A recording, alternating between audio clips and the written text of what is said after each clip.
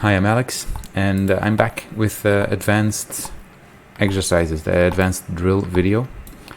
Let's take a look at what kind of drills you can expect when your level gets a little bit higher. I mean, the level there's infinite amounts of levels, I guess, but some of the drills that I'll show you here get used by very high level players still, because they're just, the basic stuff still remains important even at the highest level. So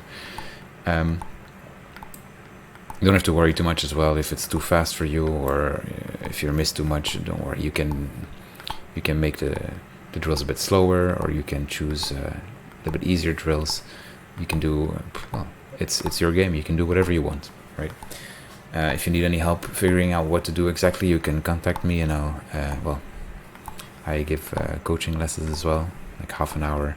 We can look at the techniques that you have, how you can change them maybe, and then maybe, well, not maybe, I also prepare like a specific JSON for you, so you can have your own drills ready for your specific level and for the things that we noticed were weak points. This one, of course, is a generic one. It's one that I like. I use it as well myself. It has a lot of very useful exercises in it, I think, but it can always be improved, right? But we have to start somewhere. The first exercise actually is the same as it was in the basic drill. It's a simple backhand drive. The only difference is that the frequency of ball launch is higher, so you're gonna get more balls per second, and well, that makes it just a little bit harder. So you have to think more about the economy of your strokes. Play a little bit more compact. If you make really big swings, you'll notice that you don't get there in time. Again, I would advise to play about 100 balls of this, forehand and backhand, one by one. I mean, first backhand, then forehand, and just go through it really quickly to get a bit of feeling for the ball if you haven't played for a day or for a while. Of course, doing a topspin after a while makes sense as well, adding a little bit more, but you notice that the ball is coming so fast you can't really do super big swings. It doesn't mean that you can't accelerate, that you can't put topspin. As you see, I do it here as well. It just means that you have to think more about how you move your bat back in position and all that stuff, which is very important. Right now you see the same exercise that we did in the basic drill as well. It's basic, but it's a really good one. I know it's a favorite as well of Marcos Freitas, for example. If you see any footage of Malong, he does it regularly as well. Two forehands, two backhands. You can do it different distances, different amounts of spin and speed. It's a really good way to warm up. As you see as well, I try to play most of the balls that I play towards the ball launcher itself. The reason why I do it is because then when the ball comes out again, the angle makes sense, right? If I play to the other side of the table where the ball machine is not, the next ball is going to come in from somewhere where it could never come after that last stroke. I mean, so I'm trying to act like there's actually a player on the other side, and I'm trying to play towards him or her. Right now you see we already switched to the second exercise, which is the last exercise from last time. It's a deep forehand, middle forehand, and backhand, and but faster, basically. That's it.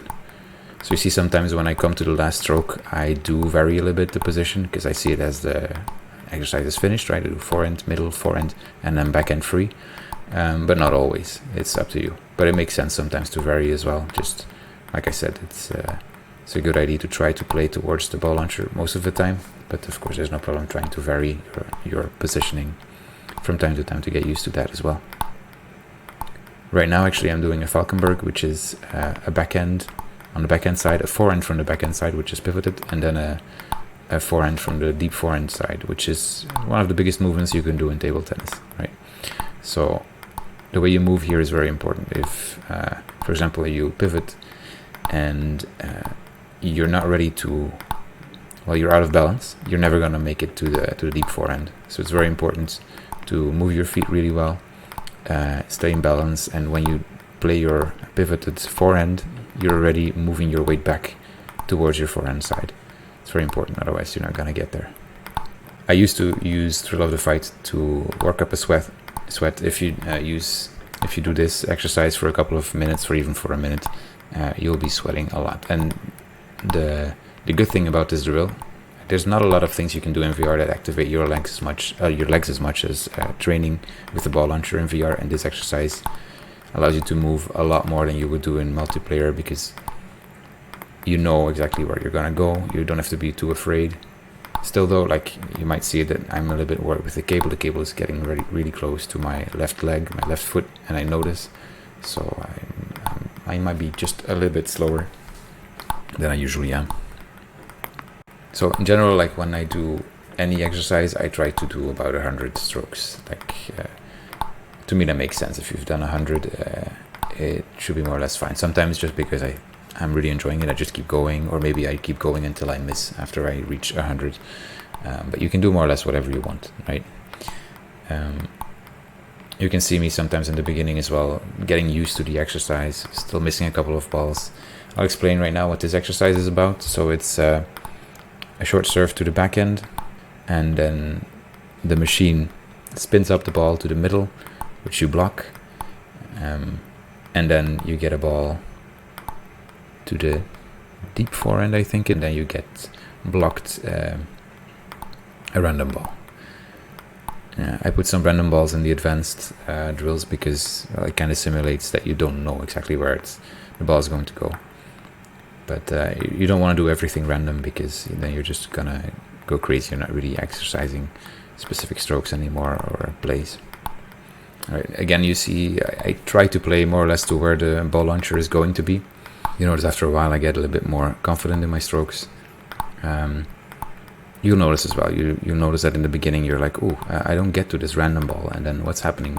It's perfect. That's the whole point.